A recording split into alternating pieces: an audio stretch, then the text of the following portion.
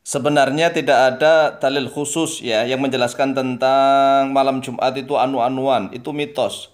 Bahkan ada hadis palsu atau maudhu yang mengatakan bahwa anu-anuan pada malam Jumat itu seperti membunuh Yahudi 60 atau berapa, itu hadis maudhu alias hadis palsu. Tidak bisa dijadikan hujjah apalagi dikeluarkan setiap saat. Tetapi ada hadis sahih ya yang menjelaskan bahwa fadilah mandi. Fadilah mandi sebelum berangkat sholat Jumat. Oleh sebab itu sangat disunahkan untuk anu-anuan antara suami istri. Sehingga sang istri pun juga sangat disunahkan untuk menggoda dan merayu suaminya agar melakukan jima atau anu-anuan. Kemudian setelah itu kan mereka akan mandi berdua. Lah inilah fadilahnya anu-anuan pada hari Jumat sebelum melaksanakan sholat Jumat. Suami istri mandi, ya suami istri mandi sangat disunahkan mandi pada hari Jumat. Adapun dalil hadisnya maka bisa kita jelaskan sebagai berikut. Dalil hadis yang pertama, an Abi Hurairah radhiyallahu anhu anna Rasulullah sallallahu alaihi wasallam qala. Diriwayatkan dari Abu Hurairah radhiyallahu an bahwa sesungguhnya Rasulullah sallallahu alaihi wasallam telah bersabda, "Man igtasala yaumal jumu'ati ghuslal janabati." Lah ini redaksinya ghuslal janabati. Man bermula siapa saja atau barang siapa igtasala yang mandi dengan ada upaya ini igtasala ifta'ala yaumal jumu'ati pada hari Jumat ghuslal janabati dengan cara mandi jinabat.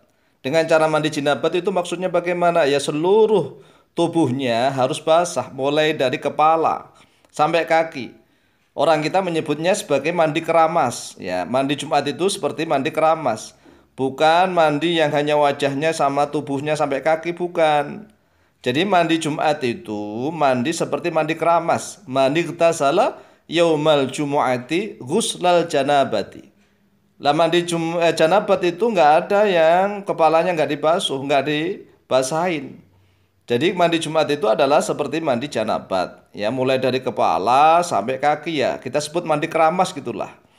Lalu bagaimana yang belum punya istri? Ya mandinya seperti itu, tidak harus yang punya suami istri. Yang belum punya istri juga mandinya seperti itu. Ya mandi Jumat itu adalah mandi keramas. Mandi keramas dari ujung rambut sampai ujung kaki. Thumma roha, kemudian berangkat pagi-pagi oleh dia man. Faka'an nama maka seolah-olah dia korroba yaitu kurban oleh dia man badanatan pada seekor unta. Nah, unta yang gemuk. Jadi barang siapa yang mandi pada hari Jumat dengan mandi jinabat. Ya mandi jinabat itu ya mandi keramas itu tadi. Kemudian dia pagi-pagi berangkat ke masjid. Maka seolah-olah dia seperti orang yang berkorban unta lah coba. Ente punya unta enggak?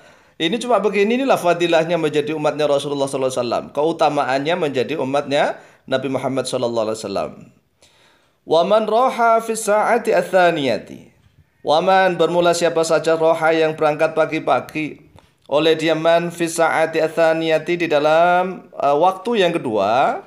Faka'an nama maka seolah-olah dia korroba yaitu kurban oleh dia man bakorotan pada korban sapi. Jadi yang berangkat urutan yang kedua itu seperti orang yang berkorban sapi. Inilah fadilahnya. Waman roha fis sa'ati ats-tsalitsati. Waman bermula siapa saja roha yang berangkat oleh diaman pagi-pagi fis sa'ati di dalam waktu jam ats-tsalitsati yang ketiga. Faka'an nama maka seolah-olah diaman qarraba yaitu kurban oleh diaman kabsyan pada seekor domba kambing akrona yang bertanduk.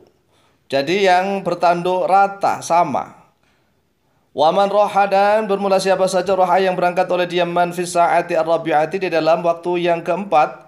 Faka'an nama maka seolah-olah diaman qarraba yaitu kurban oleh diaman dajajatan pada seekor ayam jantan jagu.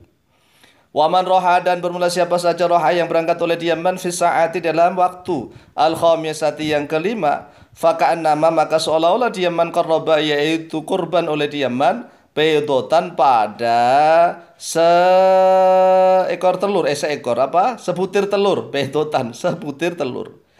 Faidha kharaja, lalu apabila telah keluar al-imamu oleh imam, maksudnya khotib, hadarat maka hadir al-malaikatu oleh para malaikat, yastami'una yang mendengarkan oleh dia para malaikat, adzikra pada zikir, yaitu pada khotibnya, pada khutbah.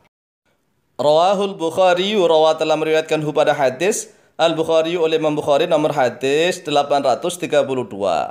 Wa Muslimun dan oleh Imam Muslim nomor hadis 1403. Ini dasar dalil hadis yang pertama.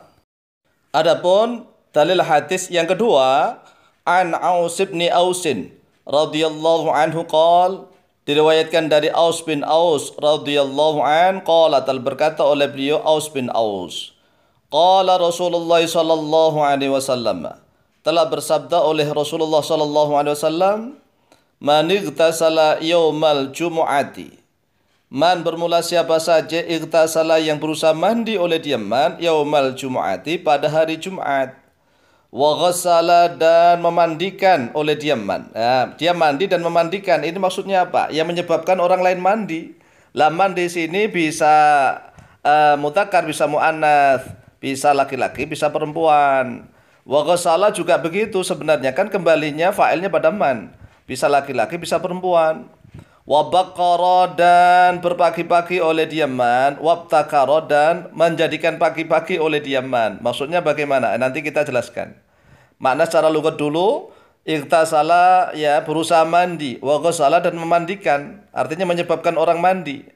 Wabakara dan berpagi-pagi, wabtakara dan berusaha untuk menjadikan pagi-pagi. Wadana dan mendekat oleh diaman, mendekat kemana ini? Ya mendekat ke khotib, ya maju paling depan lah, ya nggak di belakang. Ini kan orang-orang ini kan jumatannya sukanya di belakang aja. Tapi kalau nanti di surga ingin di depan, ini gimana sih?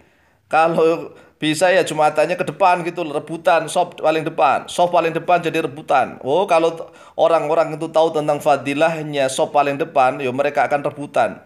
Masalahnya nggak ngerti, nggak tahu, sehingga mereka rebutan ke belakang. Wastama'a dan mendengar oleh diaman, wa angsota dan diam oleh diaman. Kana maka ada lahu baginya man, bikulli khutwatin pada setiap langkah, yakhtu yang melangkah oleh diaman, ha pada khutwah, ajru sanatin oleh pahala setahun. Wah, pahala setahun ini. Siamuha wujudnya puasanya setahun, wa qiyamuha dan sholat malamnya setahun. Masya Allah, luar biasa pahalanya ini. Rawat telah meriwayatkan pada hadis At-Tirmidzi oleh Imam Tirmidzi nomor hadis 456, wa ghairu dan orang yang selainnya Tirmidzi. Jadi maksudnya bagaimana mandi tasala yaumul jum'ati wa ghassala. Maksudnya adalah barang siapa yang berusaha mandi, ya seperti tadi dalam hadis Bukhari Muslim. Ini mandinya kalau bisa ya waghsala dan menyebabkan mandi. Lah waghsala ini para ulama memberikan syarah, ya seorang istri sangat disunahkan sekali pakai parfum, pakai wangi-wangian, ya ibu-ibu, mbak-mbak, neng-neng, perhatian. Jadi kalau sudah pagi-pagi hari Jumat itu rayu suaminya, ya mbak-mbak, neng-neng, teteh-teteh itu pagi-pagi sudah memakai parfum, wangi-wangian, mandi gitu ya. Jangan malah tambah kebalik.